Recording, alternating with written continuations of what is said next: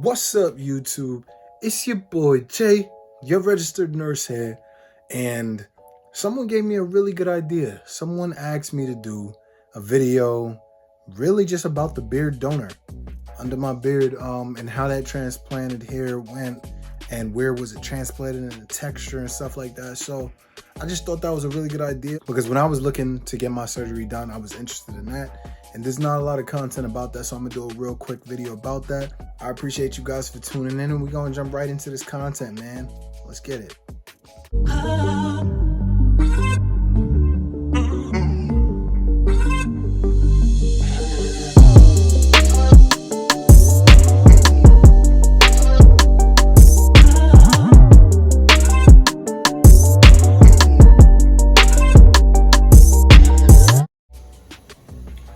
Good morning, guys. It is day one post-op. It's like 8:30 in the morning, and my neck bandages, as you can see, got real bloody overnight, and my neck feels like it's healing a little faster. This is very uncomfortable. So what I'm gonna do right now is I'm gonna get some sterile gloves and I'm gonna clean my neck, and I'm gonna put some ointment on after as well, while all doing so trying to keep my neck up. So a lot of facilities in the States don't like to use facial hair or body hair to do transplants because your hair texture is different from the hair that grows native on the top of your head, which is true. So when hair transplants originated, they weren't necessarily made for Afro hair types, right? However, the Afro hair type actually has the best chance of meshing with your body hair or pubic hair, which is just your beard hair, or underarm hair, chest hair, however they like to choose. But the Afro texture, because it's so curly and coily, actually has the best chance to, kind of integrate with your natural hair, because chances are, from an Afro descent, you have that natural, coarse, curly hair anyway. So it doesn't look different and it doesn't have a different color, and the texture is reasonably the same. However, when I asked my first doctor if he was open to doing body hair transplant from the bottom of my beard to maybe my crown or some of my concerned areas, he definitely didn't want to take the chance, and I get it. A lot of companies out here, reputable and not as reputable, just don't like to use body hair to do transplants, whether it's your chest hair or your beard. Its color is different, the texture is different, even the width of the follicle can be different, sometimes thicker, sometimes more wispy. So they don't want to run a risk because it can definitely change your overall result and appearance if you don't have very similar hair types in those areas.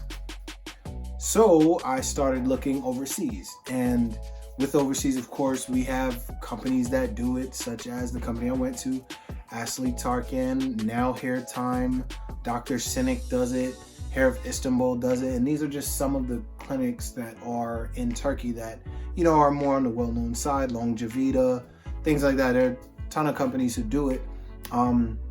So a lot of us who have not that thick of donor area, but would still like to incorporate maybe some more hair from the body, Turkey was definitely a spot that I considered.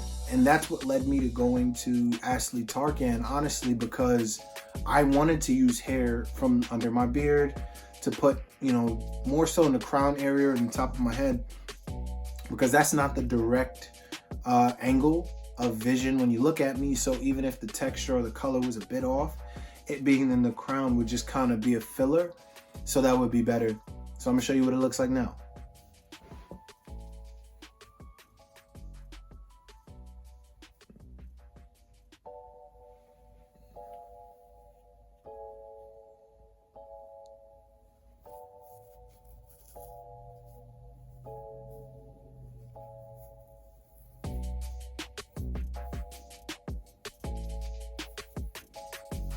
So I know a lot of people's beard under their chin is the majority of their beard. You may have way more follicles than I did that are transferable.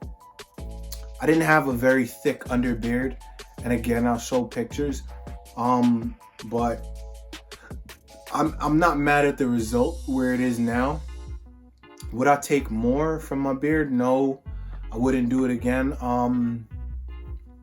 because there's a few things to consider when taking beard hair transplants. And this is gonna move me into the few considerations just to think of when you're gonna do a beard transplant from the beard to your head. My hair is curly. My hair is, we have the C-type shape. When I went to Dr. Ziering, they actually showed me under the microscope mid-procedure, the shape of my hair and, how it takes a certain precision and skill to, effectively get these types of grafts to be successful and grow naturally and healthy. In knowing that the hair on my head is curly, I also have to know that the hair in my beard is curly. And because the texture of the curl is a bit more coarse normally on your beard than on your hair, the C-type is even more curly, if that makes sense. The beard is a little more curly, a little more coarse, and the neck is just a different angle, and it's not a flat surface in comparison to your head. So your head, they can kind of apply pressure and angle you in different ways to properly angle their tool to get it so they don't transect your graft. However, when they're doing the beard, the neck is at an angle, and then your neck is sensitive itself, so they can't really strong arm your position too much.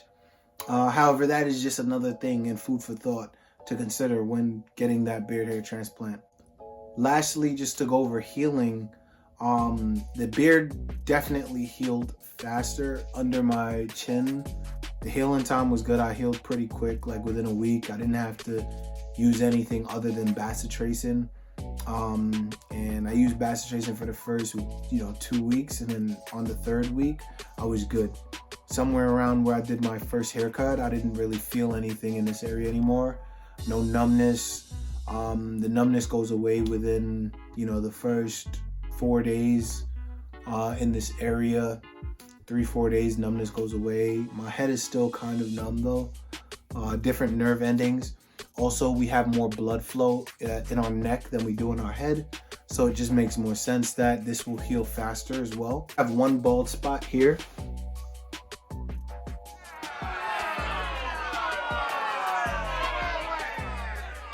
I do have that one bald spot, but other than that, I didn't go through much shock loss, and I think they did a pretty good job on extracting the grafts.